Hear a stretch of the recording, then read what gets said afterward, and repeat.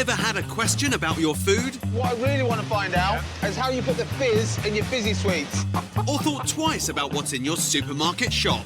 Why is it that I've never seen a macadamia nut in its shell? We'll be munching our way around the world. We're on safari. Aloha, Hawaii! Pushing our taste buds to the limit. And scratching beneath the surface. That's amazing. To find the truth It is a radical concept. about the food we eat. It's good. Let's clear that up. Coming up, on the 30th anniversary of the British egg crisis, I meet Edwina Currie. We have an alarm here. The eggs look fine, but they are infected. To find out whatever happened to Salmonella. How are the soldiers, by the way? Scrumptious. I take a closer look at the colours of sparkly meat and find out whether it's safe to eat. Do you know what it is? No, I was going to ask you if you knew what it was. And I travelled to China to discover why ordinary oysters never seem to contain any precious pearls. This is much more me.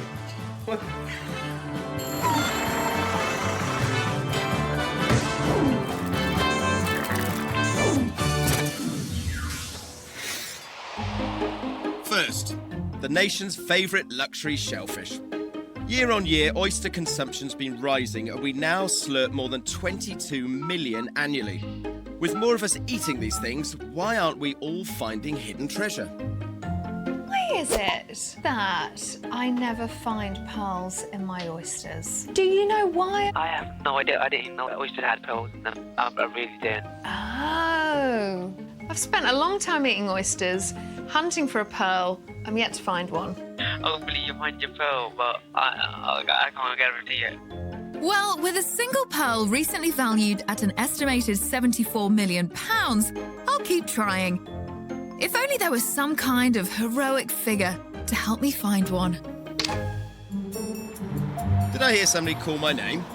OK, so I've battled land and sea to the Isle of Anglesey, off the north coast of Wales. Kate, I'm on a quest to find you a pearl. Matt. Nice to meet you. Beautiful spot you got here. It is, it is. Not bad for an office, is it? I'm hoping Sean Crinan can help. He's owned an oyster farm in the shadow of Snowdonia for 25 years. I mean, it didn't look like a lot of oysters It doesn't here. look like a lot, but there's actually over 600,000 oysters here. Really? And there's 200,000 just on those 5 racks. No. Ka-ching! Bags of them. This place must be full of pearls. So, Sean, how are these pearls formed then? Well, the easiest thing to do is I'll show you. So we've got this edge here, which is the mantle. Right.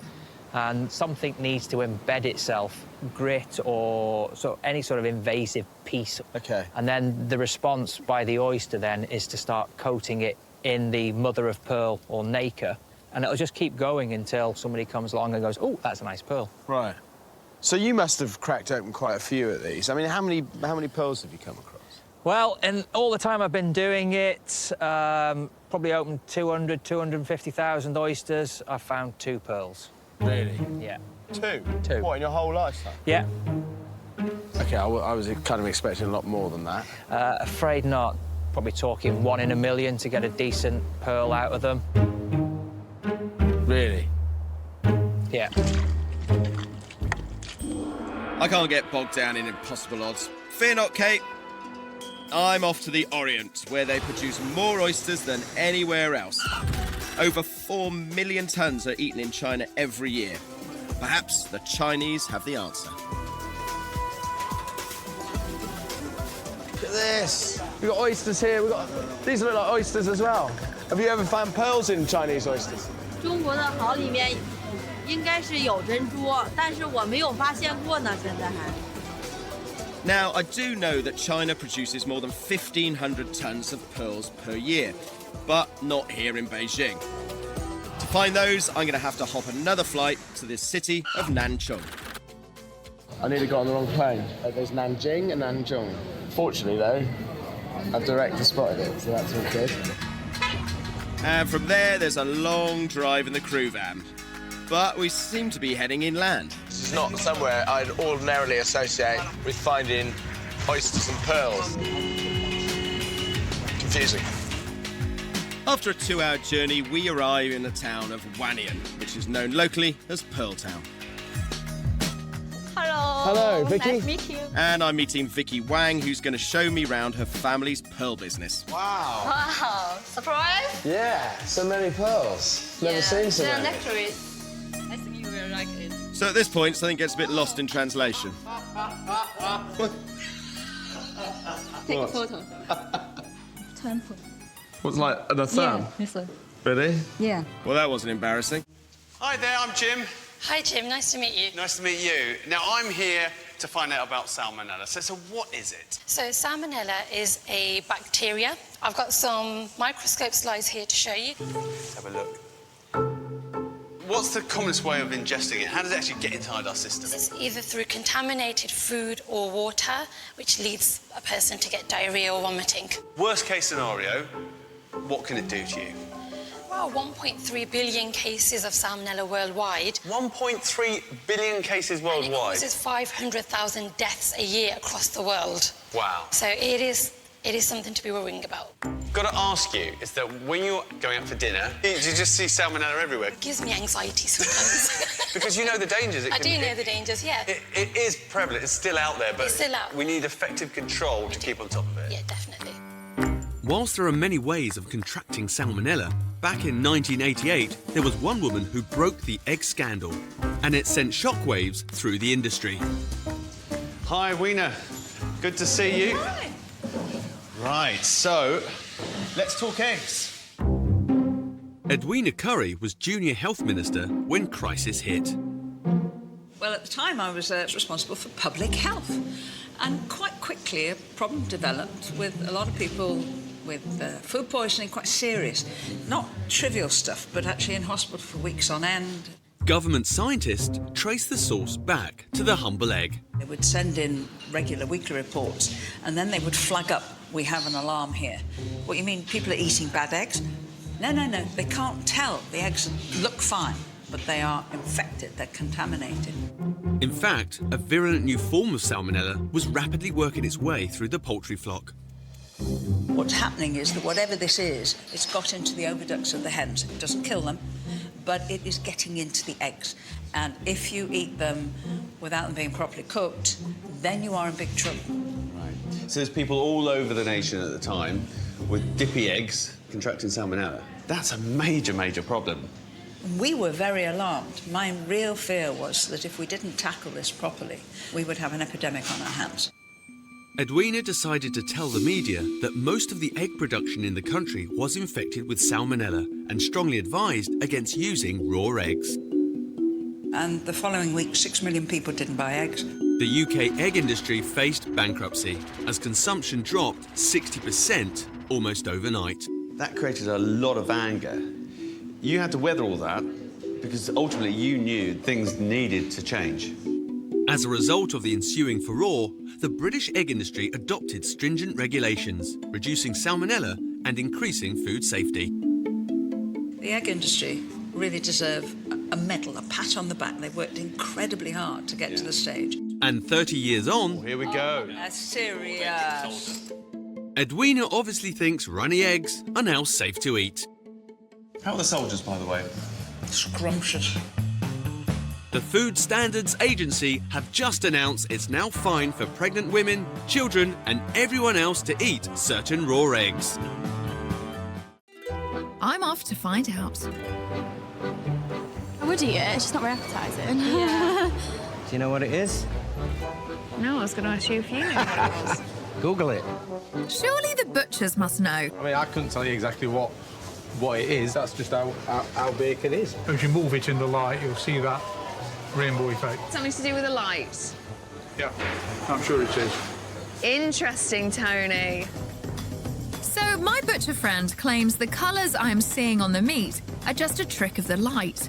I think he might be onto something. Earlier, in order to cut down on the 2.2 million slices of ham binned by Britons every year, I wanted to check whether the rainbow sheen I found was going to make me feel off colour or was safe to eat. Just not very appetising. Yeah. To find out, I'm meeting two scientists who work with optics and light. They've agreed to meet us here at the National Glass Centre. Some advanced parking required. It is a snowy start in Sunderland. Good morning. Hello. I'm meeting Mies Islam, Professor of Physical Chemistry, and Dr. Safwan Akram, an expert in analytical biotechnology. Perfect combo. And we're in the National Glass Centre, which I think is a perfect place to learn about light. Exactly. And meats. Yeah. Not so much about meat, but definitely about light. The Glass Centre is filled with sculptures and exhibits that celebrate glass, and most importantly, light. Aha. Well, this is all very lovely.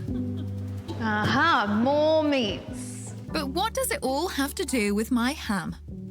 How is that rainbow being created on the surface of the meat? So this is something which we call diffraction grating.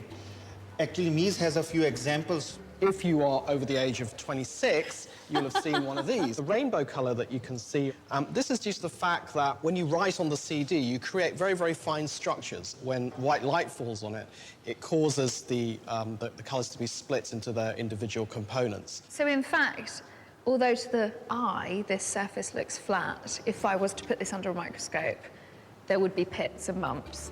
Yeah, absolutely. These pits and bumps are caused when the data is burned into the CD, forming microscopic structures which create a rainbow effect when light bounces off them.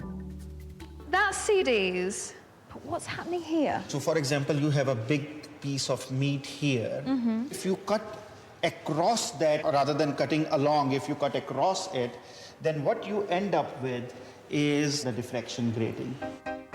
Let's have a look at that close-up.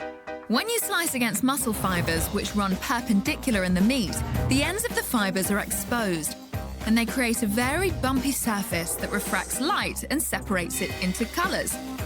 Thanks, graphics team. In fact, if you put that piece of beef under a microscope, you wouldn't see a flat surface, you would see... Yes, exactly. Some people think that it has, it has an impact on meat quality in terms of it's spoiled or anything. No, it's not spoiled, and it's tasty. So don't worry if there's glitter in your gammon. It really is just a trick of the light. As long as your meat is within its use-by date and has been stored correctly, then it's safe to tuck in. Earlier, I found out that oyster pearls are as rare as hen's teeth. Are we talking 1 in a million to get a decent pearl out of them? Really? Yeah. China produces a whopping 1,500 tonnes of pearls every year. But how? Where do they get theirs from? Hello. What's their secret? Luckily, my heroic quest continues on foot, because I don't like the look of the Ubers around here. Oh, wow. Enormous lake. This is where all of Vicky's pearls are cultivated. But hang on, there's something a bit fishy around here. Don't oysters live in the sea? Let's have a look at that.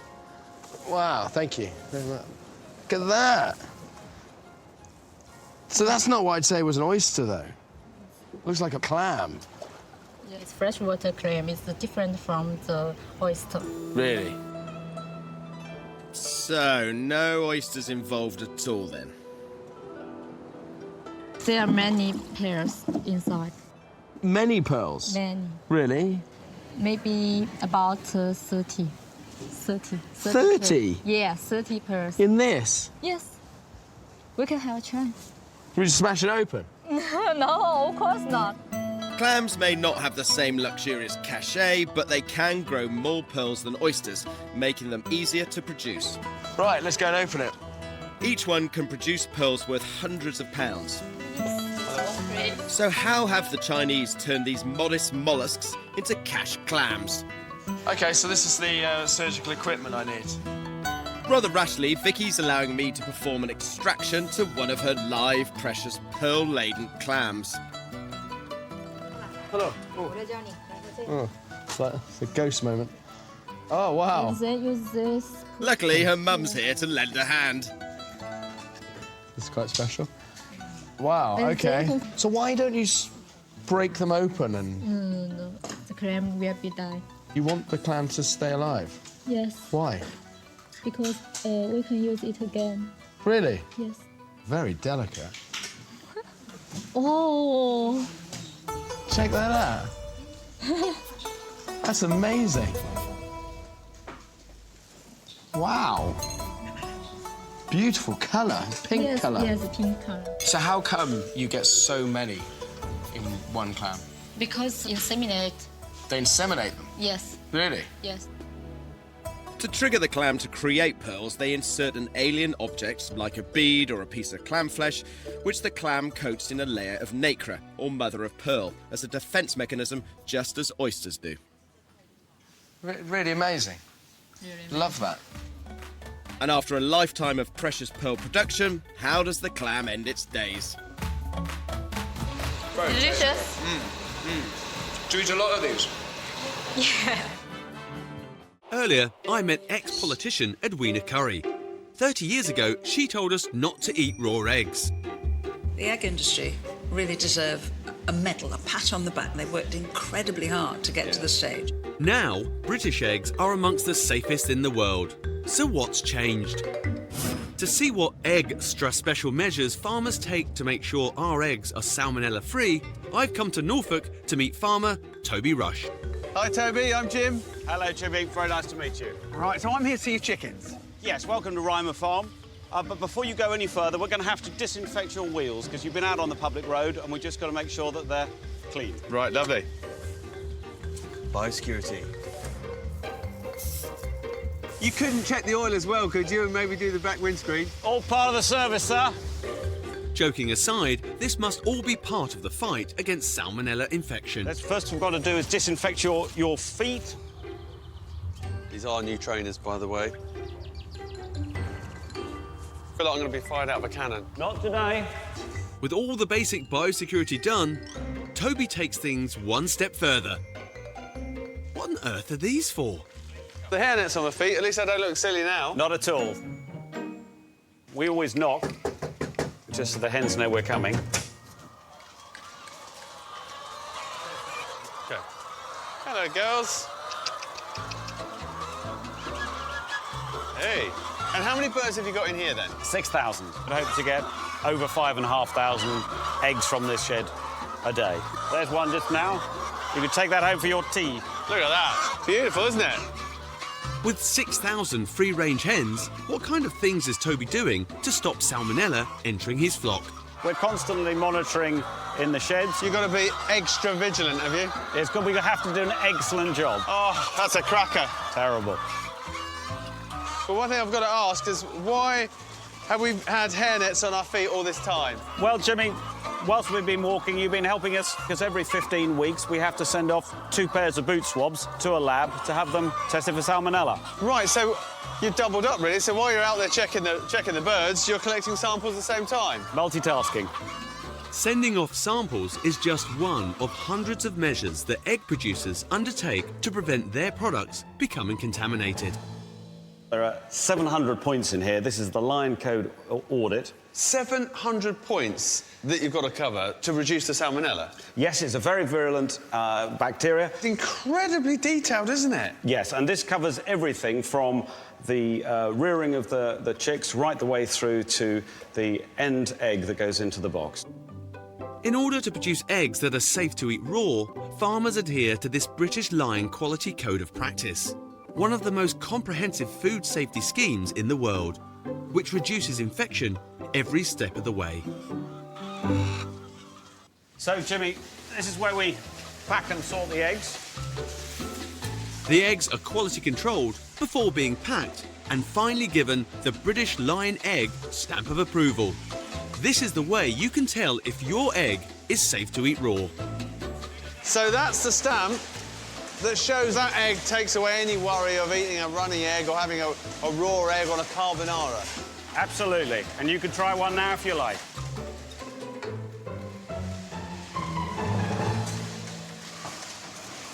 Oh, yeah, delicious. Excellent.